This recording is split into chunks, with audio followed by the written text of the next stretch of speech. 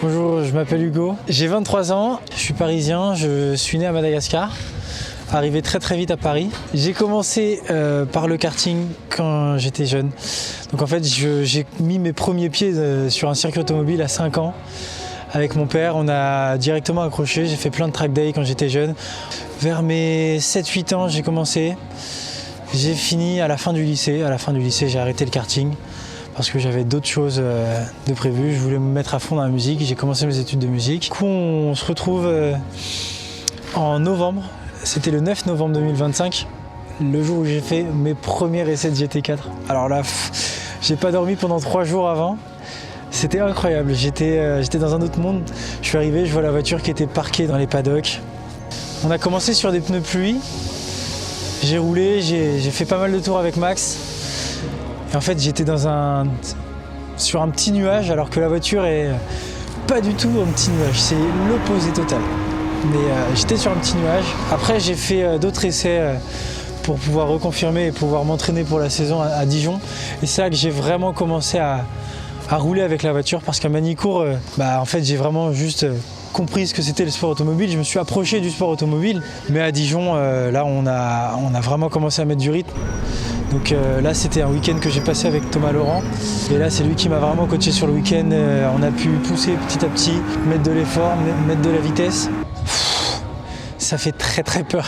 Ce fait de devoir faire confiance à la voiture sur des vitesses énormes, c'était difficile au début. Au début, en fait, je roulais comme avec une voiture de track day, en fait, une voiture de ville qui fait du track day. Je roulais normal, je mettais pas de pression sur le frein, je roulais très safe, je voulais pas dépasser les gens. Et en fait, j'ai vite compris que si je faisais ça toute l'année, ça allait pas le faire.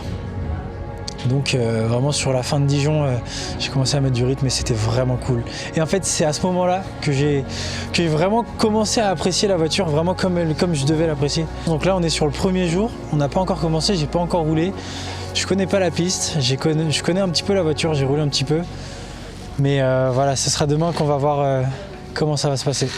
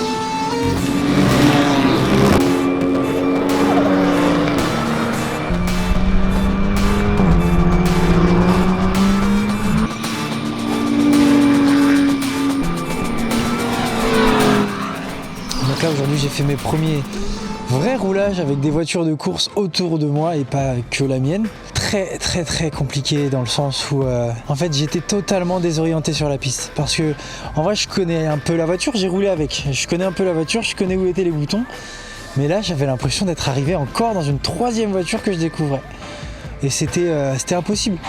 Et puis en plus j'ai fait l'erreur de partir sur ma FP1 avec les rétros pas réglés, le volant pas réglé, les pédales mal réglées, le siège mal réglé, tout mal réglé.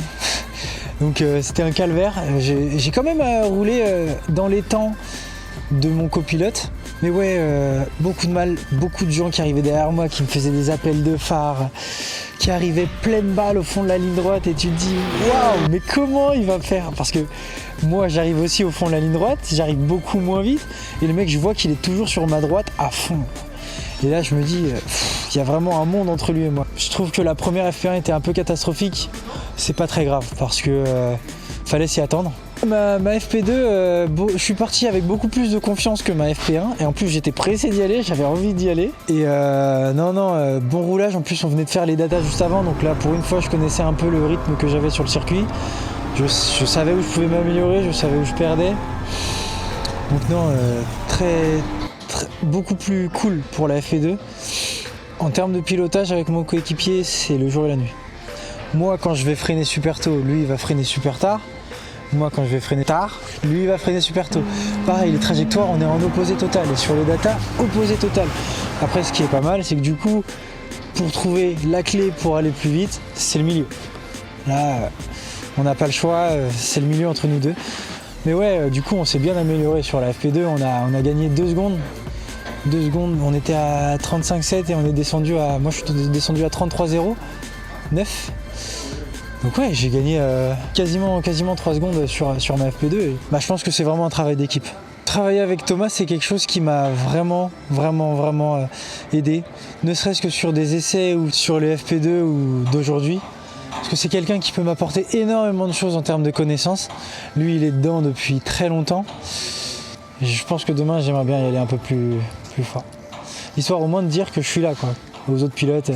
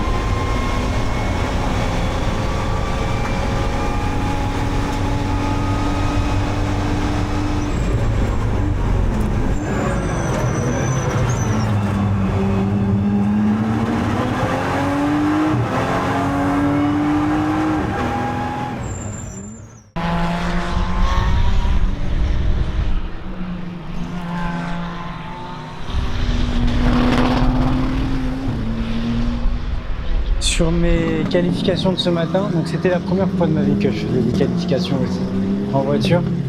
Et j'étais parti confiant, mais peut-être un peu trop. Et du coup, ça s'est vu dans les datas que même en ayant mis du rythme, je suis pas allé j'ai pas eu besoin à me battre avec la voiture. Et finalement, si je me bats pas avec la voiture, c'est que d'un côté, je suis pas allé à fond. On partait P22. Ouais.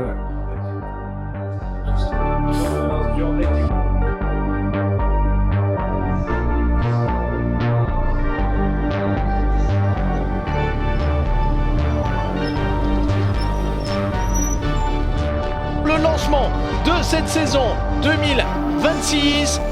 Mesdames, Mesdemoiselles, Messieurs, lorsque l'on passera au vert, la course sera lancée. 60 minutes de course, c'est parti.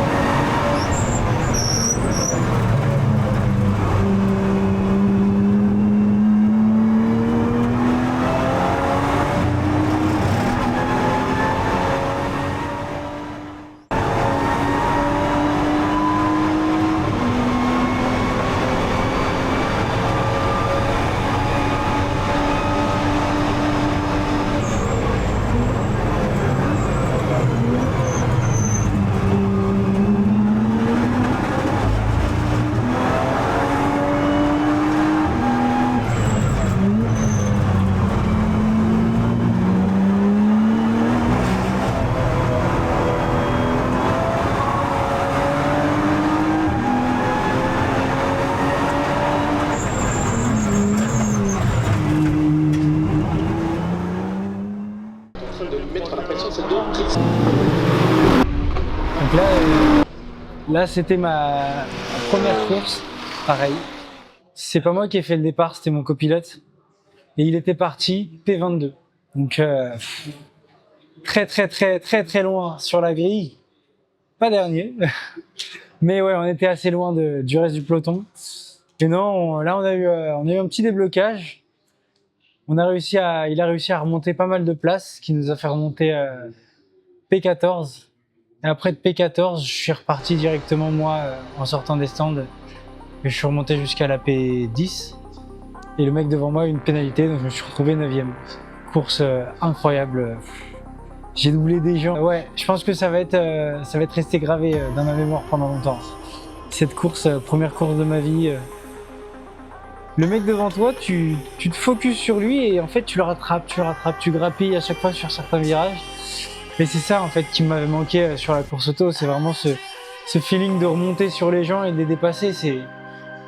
C'était incroyable. Et puis franchement, pour une première course, finir en marquant des points, c'est incroyable.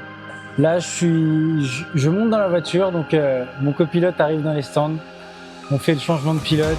Je mets la première, j'avance et là, vide total dans ma tête. Je me suis retrouvé tout seul, vraiment, j'avais plus de pensée sur le côté. J'étais bien, j'étais cool, j'avais rien pour me déconcentrer. Et je pense que c'est vraiment une question de mental. Dans le sens où là, j'étais totalement alerte de ce qui se passait autour de moi.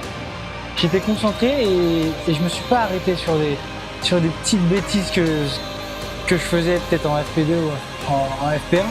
Là, je les faisais quand même, mais je m'arrêtais pas là-dessus. Là, je continuais, je me disais, hop, ça partait direct derrière et j'y retournais. Et là, c'était vraiment la différence.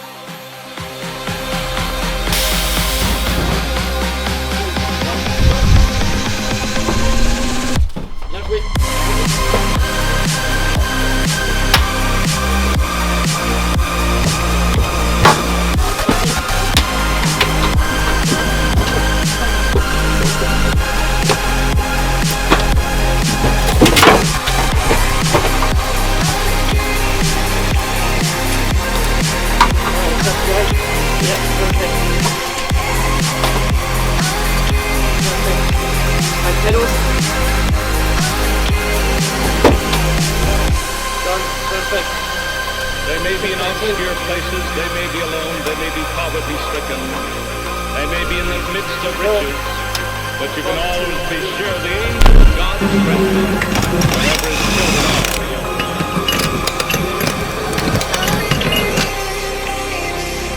Bonjour à toutes et tous et bienvenue sur le circuit Paul Armagnac de Nogaro. Je suis ravi de vous accueillir sous le soleil du Gers pour le lancement de cette saison 2026 du championnat de France FFSA GT.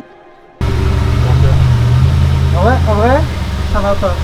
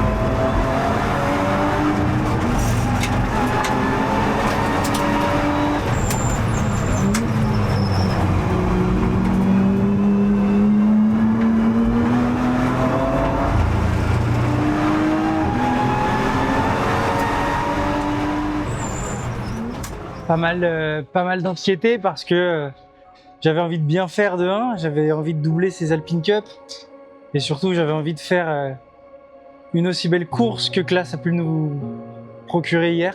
À partir du moment où on est arrivé sur la grille de départ avec le grid walk, là je me suis un peu détendu parce qu'en fait on m'a dit c'est ta première fois, il faut que je prenne plaisir, que je me rende compte que j'ai la chance d'être là. Et c'est vrai que c'est des choses que j'ai pris en compte et je me suis dit je peux pas ne pas honorer cette chance que j'ai. Vrai départ, les feux ils passent au vert et c'est là que je me suis mis en mode pilote et en fait j'ai même plus le temps de penser, t'as pas le temps de réfléchir à ce que tu vas faire. Juste tu roules, tu fonces. Les Alpines devant moi m'ont fait un peu de mal sur les premiers virages mais j'ai vite réussi à passer devant. Et je me suis retrouvé direct derrière quelques GT4. Là, ça va être la vraie course. Là. Parce que là, avant, c'était juste une question de remonter et d'essayer de perdre le moins de temps possible pour être derrière les GT4. Et là, je me suis dit, là, il faut que je fasse aucune erreur. Je vois que je passe une GT4, j'en passe une deuxième. Je rentrais 8e P8. Et après, j'ai laissé le volant à mon coéquipier qui a largement fait le travail pour revenir. Et on s'est retrouvé en 5e position sur la fin. Vraiment une course que je risque pas d'oublier, c'était incroyable. L'heure de course s'est écoulée, ou va l'être d'ici 10 secondes. Fin du temps réglementaire, mais il faut aller au bout de ce tour. 3636 mètres, un peu moins maintenant pour le leader Lazare Lartigot. Lucas Papin qui avait tenté une attaque audacieuse, mais probablement pas assez trop. Oui, c'est raté. Au bout de la ligne de droite. C'est pas raté, mais attention Lazare Lartigot. Pirelli qui récompense la meilleure remontée du week-end et c'est donc la numéro 900 du circuit Toys avec Hugo Pop et Klaas Koiker qui remporte un point de plus. Et ce chèque remis donc par Giacomo Messina, directeur compétition France chez Pirelli.